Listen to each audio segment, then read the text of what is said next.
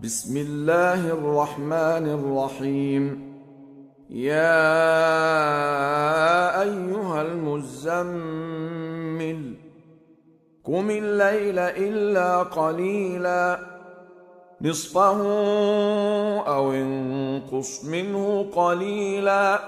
أو زد عليه ورتل القرآن ترتيلا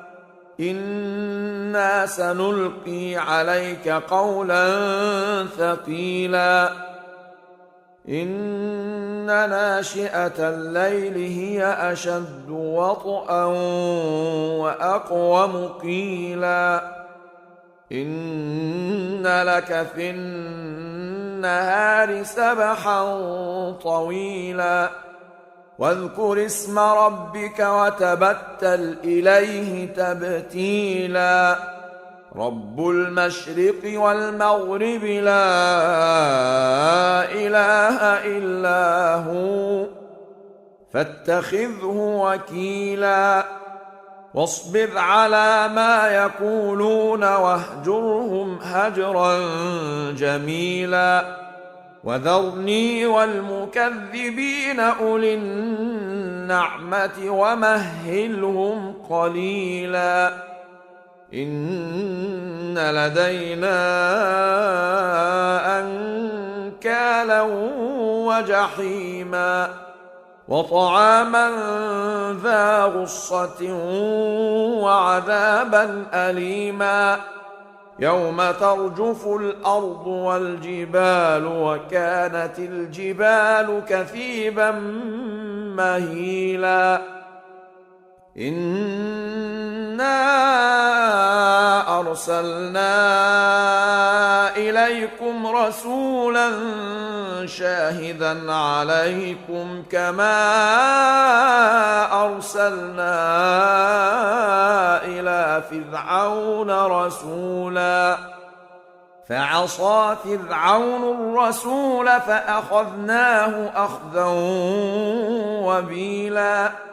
فكيف تتقون إن كفرتم يوما يجعل الولدان شيبا السماء منفطر به كان وعده مفعولا إن هذه تذكرة فمن شاء اتخذ إلى ربه سبيلا إن ربك يعلم أنك تقوم أدنى من ثلثي الليل ونصفه وثلثه وطائفة من الذين معك والله يقدر الليل والنهار علم أن لن تحصوه فتاب عليكم فاقرؤوا ما تيسر من القرآن علم أن سيكون منكم مرضى وآخرون يضربون في الأرض يبتغون من فضل الله وآخرون يقاتلون في سبيل الله فاقرؤوا ما تيسر منه وأقيموا الصلاة وآتوا الزكاة وأقرضوا الله قرضا حسنا